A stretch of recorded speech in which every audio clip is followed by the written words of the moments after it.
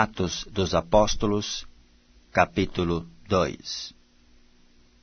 Ao cumprir-se o dia de Pentecoste, estavam todos reunidos no mesmo lugar.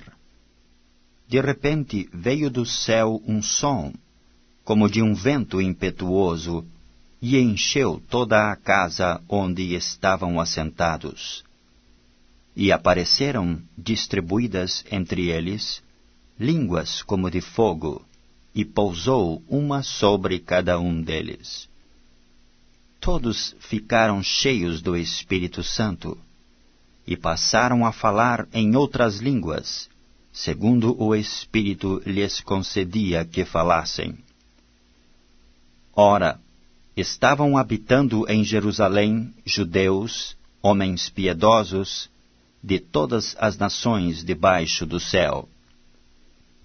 Quando, pois, se fez ouvir aquela voz, afluiu a multidão, que se possuiu de perplexidade, porquanto cada um os ouvia falar na sua própria língua. Estavam, pois, atônitos, e se admiravam, dizendo: Vede, não são porventura galileus todos esses que aí estão falando? E como os ouvimos falar, cada um em nossa própria língua materna? Partos, medos e alamitas, e os naturais da Mesopotâmia, Judeia, Capadócia, Ponto e Ásia, da Frígia e da Panfília, do Egito e das regiões da Líbia, nas imediações de Cirene, e romanos que aqui residem, tanto judeus como prosélitos, cretenses e arábios. Como os ouvimos falar em nossas próprias línguas as grandezas de Deus? Todos, atônitos e perplexos, interpelavam uns aos outros: Que quer isto dizer? Outros, porém, zombando, diziam: Estão embriagados. Então se levantou Pedro, com os 11, e, erguendo a voz, advertiu-os nestes termos: Varões judeus e todos os habitantes de Jerusalém, tomai conhecimento disto e atentai nas minhas palavras. Estes homens não estão embriagados, como vindes pensando, sendo esta a 3ª hora do dia.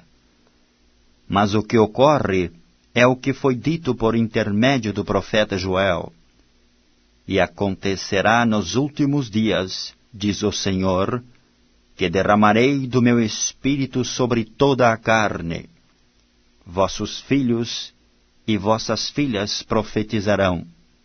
Vossos jovens terão visões, e sonharão vossos velhos. Até sobre os meus servos e sobre as minhas servas derramarei do meu Espírito naqueles dias, e profetizarão. Mostrarei prodígios em cima no céu, e sinais embaixo na terra: sangue, fogo e vapor de fumo. O sol se converterá em trevas, e a lua em sangue, antes que venha o grande e glorioso dia do Senhor. E acontecerá que todo aquele que invocar o nome do Senhor será salvo. Varões israelitas, atendei a estas palavras. Jesus, o Nazareno, varão aprovado por Deus diante de vós, com milagres, prodígios e sinais, os quais o próprio Deus realizou por intermédio dele entre vós, como vós mesmos sabeis. Sendo este entregue pelo determinado desígnio e presciência de Deus, vós o matastes, crucificando-o por mãos de iníquos, ao qual, porém, Deus ressuscitou, rompendo os grilhões da morte, porquanto não era possível fosse ele retido por ela. Porque a respeito dele diz Davi: diante de mim via sempre o Senhor, porque está à minha direita, para que eu não seja abalado. Por isso se alegrou o meu coração, e a minha língua exultou. Além disto, também a minha própria carne repousará em esperança. Porque não deixarás a minha alma na morte, nem permitirás que o teu santo veja a corrupção. Fizeste-me conhecer os caminhos da vida, encher-me-ás de alegria na tua presença. Irmãos, seja-me permitido dizer-vos claramente, a respeito do patriarca Davi, que ele morreu e foi sepultado, e o seu túmulo permanece entre nós até hoje.